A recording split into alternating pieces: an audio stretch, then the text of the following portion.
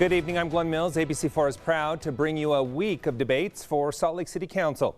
Tonight we highlight District 7, which includes the Sugar House neighborhood and runs from 500 East to Foothill Drive and parts of 1700 South to 30th South. It also includes Brickyard Plaza Mall. There are 3 candidates in the running for District 7. They are Rainer Huck, incumbent Amy Fowler, and Ben Raskin. We are going to start this debate with opening statements that will last 1 minute and 30 seconds for each candidate. Prior to the debate, it was determined that Rainer Huck will have the first opening statement. Mr. Huck, 1 minute 30. Thank you very much. I appreciate the opportunity of being here. My name is Rainer Huck. I've lived in Salt Lake City for 72 years. My parents immigrated from war-torn Europe to find a better life here in America, which they indeed do. So my main reason for running for city council is that I want to bring diversity of thought to the city council. I have a different perspective, I think, on a lot of issues, and I think probably a more productive perspective. I was really incentivized to run when I read that the entire city council and the mayor voted that racism was a public health crisis in Salt Lake City. Now, we might have a lot of public health crises, but I don't think racism is one of them. I don't see any racism. It seems to me like most of the racism comes from government agencies that are always concerned about race and base everything on that. So I ran for mayor in 2019. Strangely enough, I didn't win, so I'm going to give it a try now at this level. Thank you. All right, we'll turn now to our opening statement from incumbent Amy Fowler. Ms. Fowler, the next minute 30 are yours. Thank you. Thank you so much for having us tonight. Over the past 4 years, as your city council person, I have been successful in increasing and focusing on our public safety. I've supported an increase in pay for all of our first responders, helped fund the creation of a new medical response team, and set aside $2 million for an alternative response model pilot program. All of these efforts will help our communities be safer and allow for our first responders to do their jobs more efficiently and effectively. Moreover, I have been a champion for open spaces. I've helped maintain the, fund the maintenance and increased, increased amenities at Fairmont Park, the creation of Allen Park, and preserved our golf courses, which in 2020 we knew how important open spaces and access to those open spaces were. Public transportation is also incredibly important to me. I strive to have more accessible and attainable public transportation while creating a more walkable and bikeable community, all while preserving the integrity of our communities. Your support and vote allowed me to represent District 7 as your councilwoman and chairperson over the last 4 years. And while we've made great strides, we are not done yet. I ask for your support in this vote, in this election now, so we can continue to make an accessible, more enjoyable community. All right, we wrap up now our opening statement portion of this debate with Ben Raskin. Mr. Raskin, the next minute 30 to you. Thank you very much. My name is Ben Raskin, and I'm running for Salt Lake City Council for District 7. District 7, of course, is basically Green Street all the way to the Country Club, Westminster down to the Brickyard. I'm running because I want to preserve, protect, and promote our wonderful community. I am a former bartender, and I am currently a senior writer at USANA Health Sciences, and I've lived in Sugar House with my wife for the last 16 years, including our 2 bad dogs. I am running to improve public safety for our community, address the homelessness crisis in our community, safeguard our parks and trail system, streamline business licenses so young entrepreneurs and new entrepreneurs can join in their pursuit of the American dream, and to expand community services and community events in our district to help drive more people to come to our area. I think that there is lots of challenges facing us as we're looking towards the future. But as through the course of this debate, I'm looking forward to sharing ideas about how we can improve public safety and to look about how we can take care of our municipal employees, as well as looking towards improving policing in the community. Anyway, my name is Ben Raskin, and start asking for Raskin. All right, thank you very much. I want to go over the format of this debate now. It is as followed. Each candidate will have 1 minute, 30 seconds to respond to our questions. After each candidate has had the opportunity to do that, we will allow for 30 seconds of rebuttal time where they can address the statements other candidates have made. Rebuttal time may be replaced with a follow-up question. That'll be at my discretion. At the end of the debate, each candidate will have time for a 1 minute closing statement. Now, the questions we want to make clear have come from us right here in the ABC4 newsroom, and the candidates have not had access to these questions beforehand.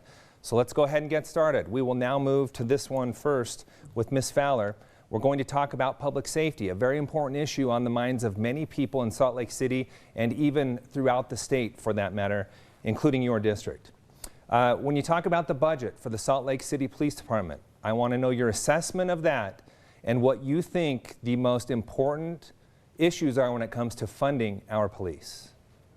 Thank you, Glenn. As you may be aware, the Salt Lake City Council funded an audit for the Salt Lake City Police Department last year. With that audit, we found that one of the issues that we were having is that police officers were going on calls that they didn't need to be going on. For that reason, it was incredibly important to me that we put aside $2 million for an alternative response model pilot program.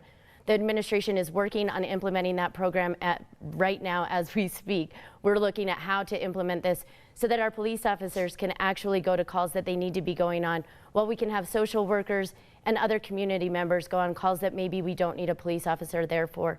This will allow for more efficiency from our police department and allow really for us to have the community have more trust within our response times and within any response from our first responders and public safety providers.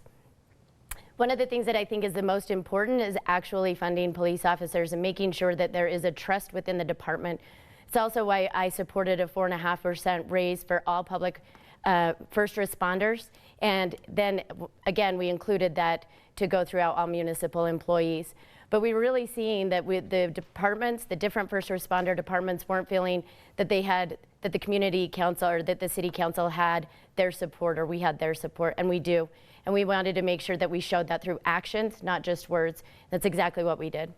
All right, Mr. Raskin, we're now going to go to you. Your thoughts on the current police budget and what you believe the priorities should be when it comes to funding our police force.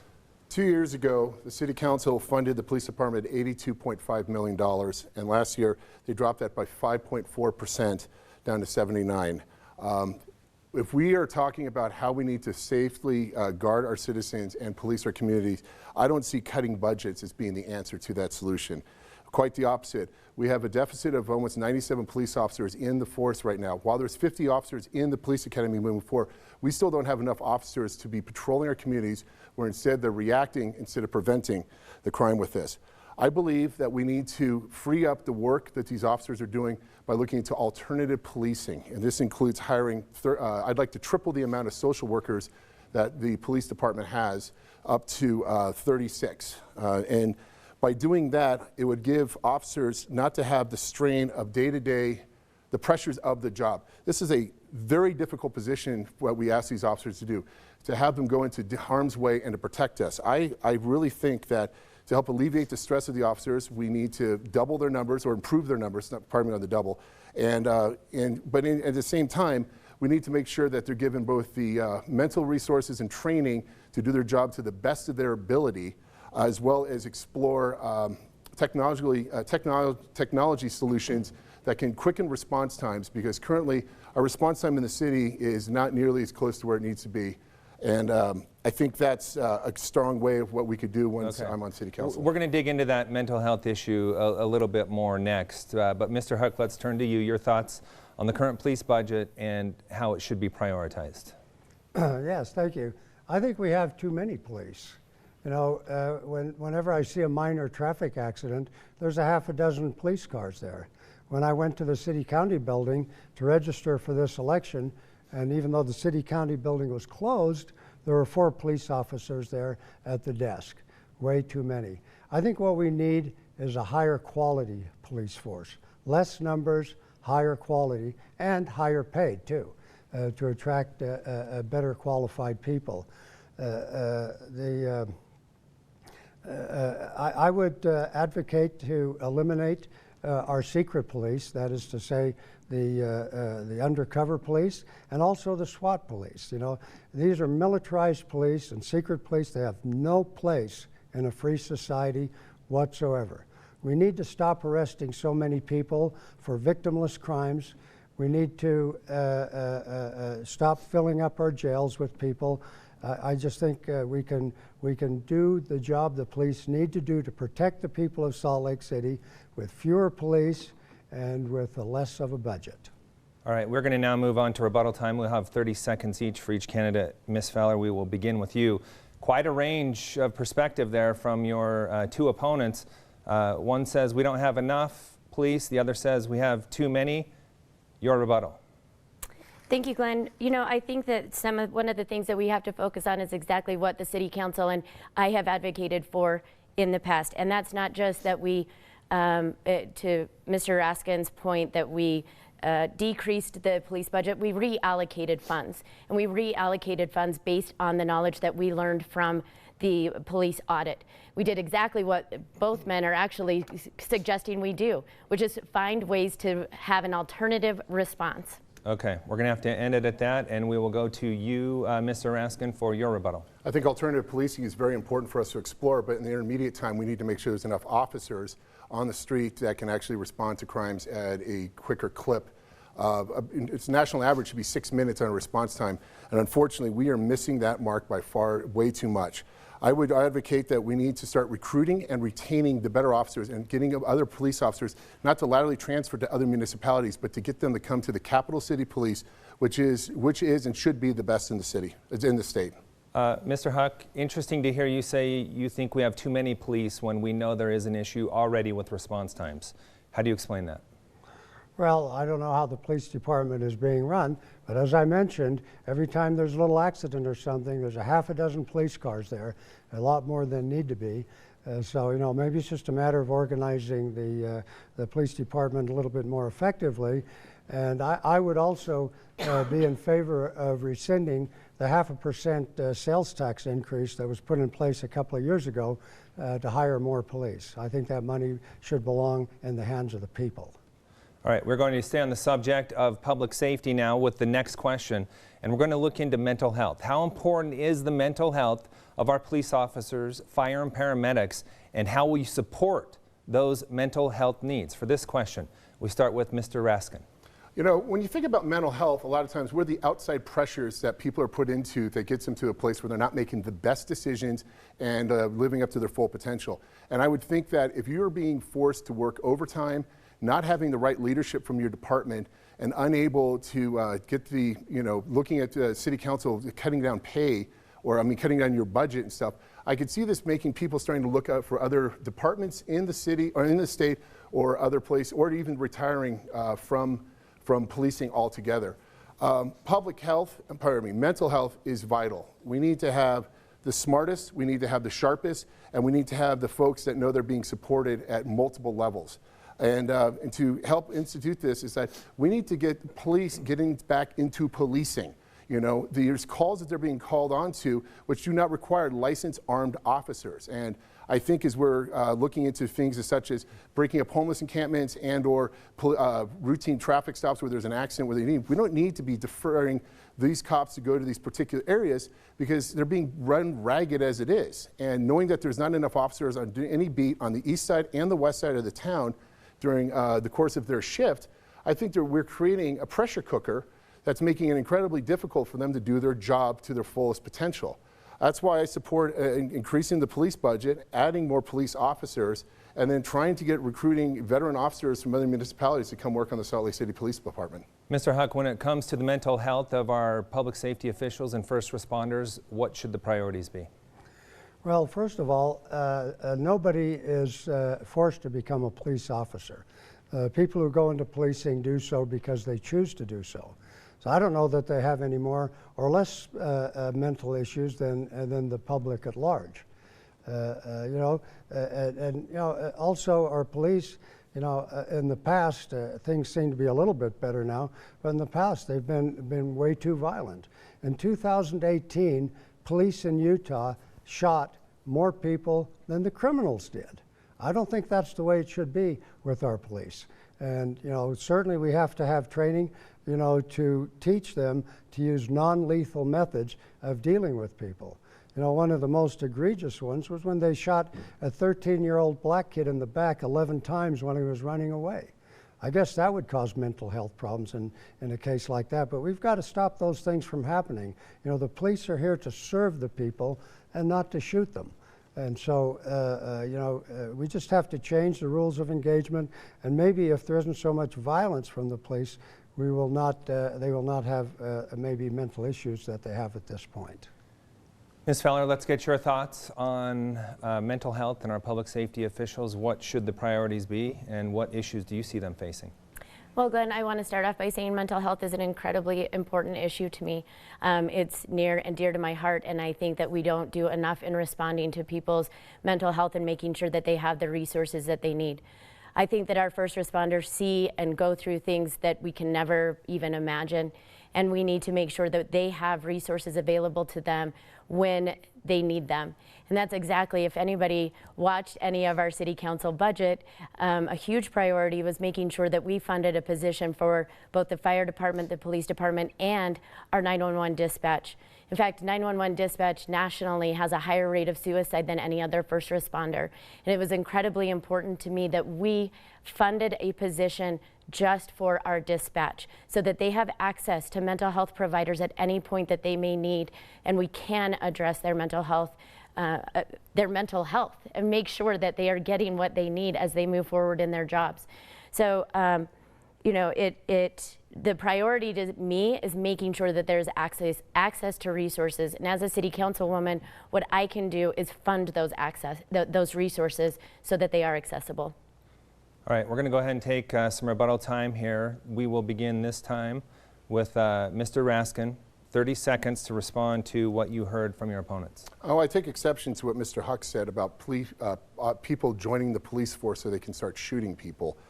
These are skilled professionals that, are committed to serving our community and, want the best outcome for the community. And I think when we're tying back to the mental health issue is that because we ask so much for them and they're not getting the support they need, this puts them in positions where they might not have the training to adequately do their job to the highest level.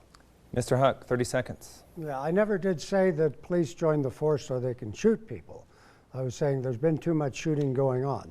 I don't think anybody joins the police because they want to shoot people. So it's a problem that needs to be addressed certainly and soon. Again, I want to reiterate that no one is forced to become a policeman, a first responder, a fireman, or a 911 operator. These are career choices people make. Ms. Feller, let's wrap up with the final 30 seconds for you. Glenn, I think that the thing I just want to put an emphasis on is that we do need to talk more about mental health and we need to have resources. And for anybody out there who is struggling, I encourage you to talk to somebody. I encourage you to find the resources that you need so that we can deal with our mental health and make it more of just like going to the doctor, make it a more regular thing, and that's what is important to me and for our first responders. Okay, we're going to go ahead and shift topics now. We're going to move on to the homeless issue in Utah's capital city. Population really expanding from just outside of the downtown area into all parts of the city and even in the valley.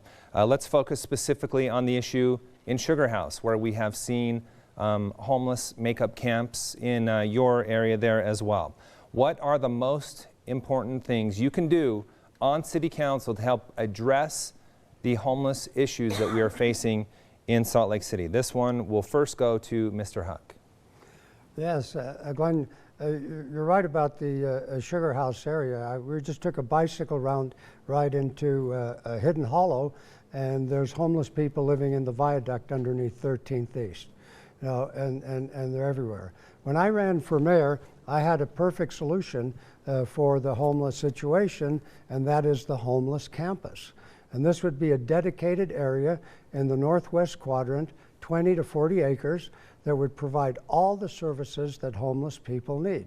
It would have dormitories, it would have outdoor camping, covered camping, a medical clinic, food service, and sanitation facilities.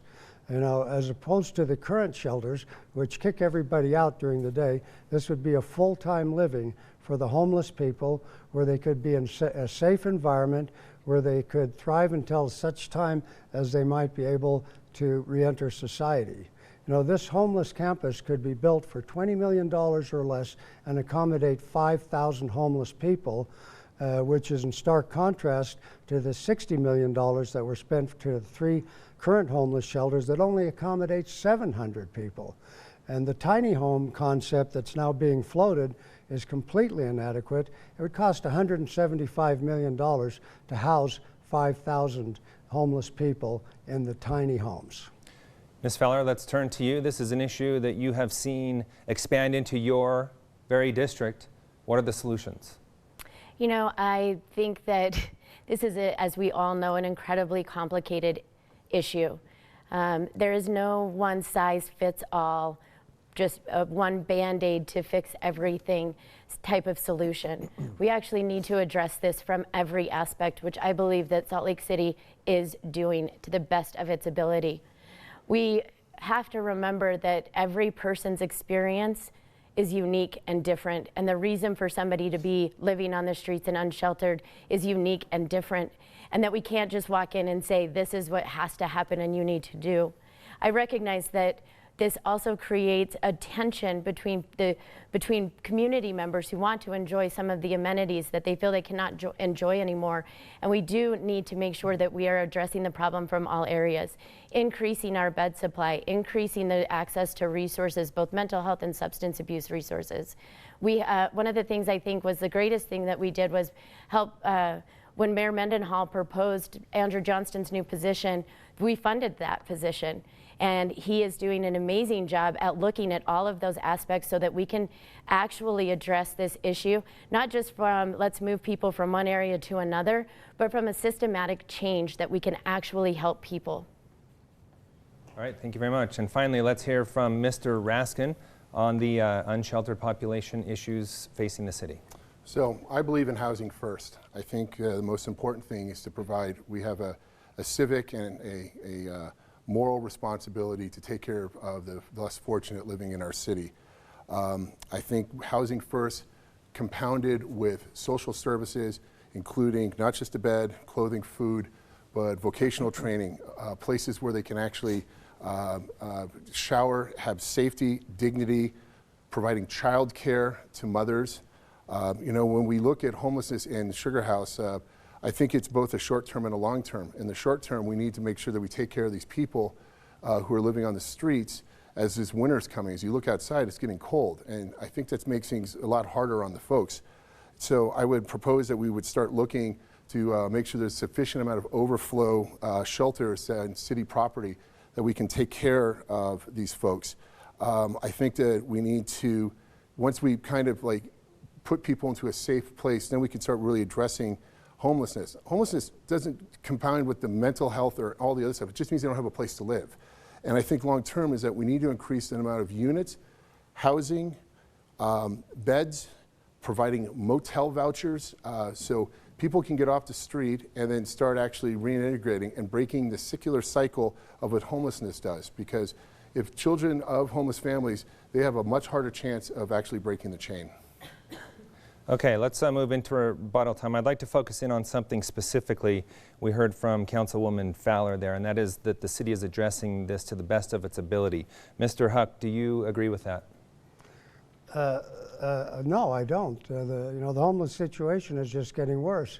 Remember, several years ago, we had this merciless, horrible raid on the homeless people that destroyed what little belongings they had and sent everything out into the dump. You know, homeless people, I think they like to live the way they're living, but they want a safe place to do it. And that's what the homeless campus would provide for them. Councilwoman Fowler, when you talk about the best of your ability as a city here, it's still a big problem. So how do you reconcile that? You know, I think one of the biggest problems, to Mr. Raskin's point, is a shortage of beds. And the Salt Lake City has carries 70% of the burden, or some outrageous number of that, with people experiencing homelessness throughout the state. Yet we only have 16% of the state's population. We need more funding. We need the state, we need surrounding municipalities to step up, help us fund these resources, and maybe take some responsibility as well. Mr. Raskin, we will give you the final 30 seconds on this issue. Do you believe the city is handling it to the best of its ability? I think the hiring of Johnson was a step in the right direction, and I applaud the mayor and city council for putting the funding together for that.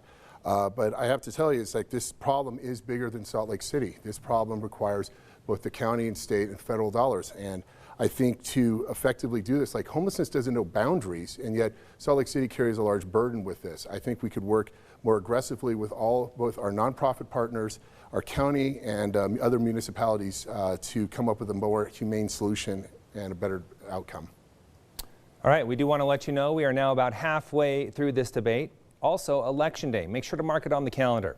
It is Tuesday, November 2nd.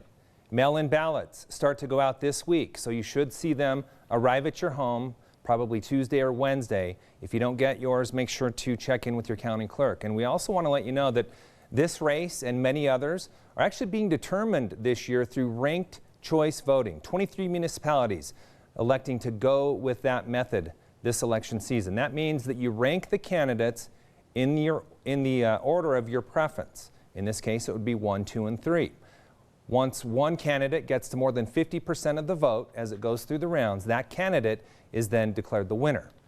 Just some thoughts as you head into the election season and filling in your ballot. Now, let's go ahead and get back to the debate. We're now going to shift to zoning and development, another huge issue impacting not only Utah's capital city, but the entire state. So let's talk about ranking the needs in your district when it comes to development. What is the most important issue you want to work on? Ms. Fowler, we begin with you. Thank you. The most important issue as it comes to zoning and planning is making sure to protect the integrity of Sugar House. Well, I've talked about this before, but over 20 years ago, development came in and I think left the integrity, left the uniqueness, left the identity of Sugar House behind as they were developing. And while I can't go back and fix what happened 20 years ago, we certainly can focus on what we're doing now. We can focus on making sure that developers who are coming into Sugar House understand the community that we are, understand that we have this uniqueness and creativity and be a part of our community, not just somebody that comes in and kind of develops on top of us. The other thing that I think is incredibly important, and I can say this right now, that I wouldn't be able to afford to live in Sugar House if I wasn't lucky to have the house that I have right now. And we need to make sure that we continue looking at affordable housing and housing affordability. Those are two different concepts, but both incredibly important, especially for Sugar House.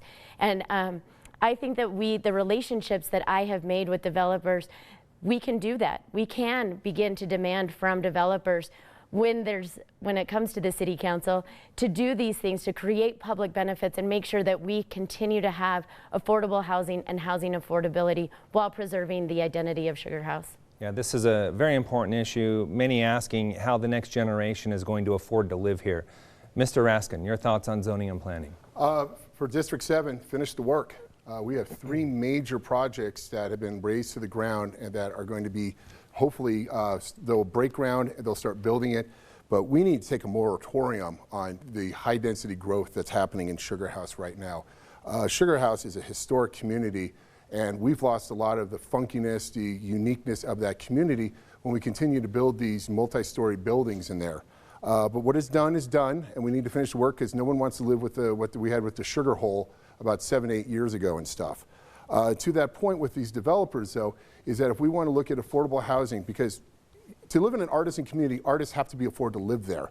And as it stands right now, it's massively expensive to live in Sugar House. And I would hope that these developers, that we can hold their feet to the fire vis-a-vis impact fees and having good conversation with them to show why that's important for them to make sure that percentages of their buildings are affordable for people that are just getting out of college, starting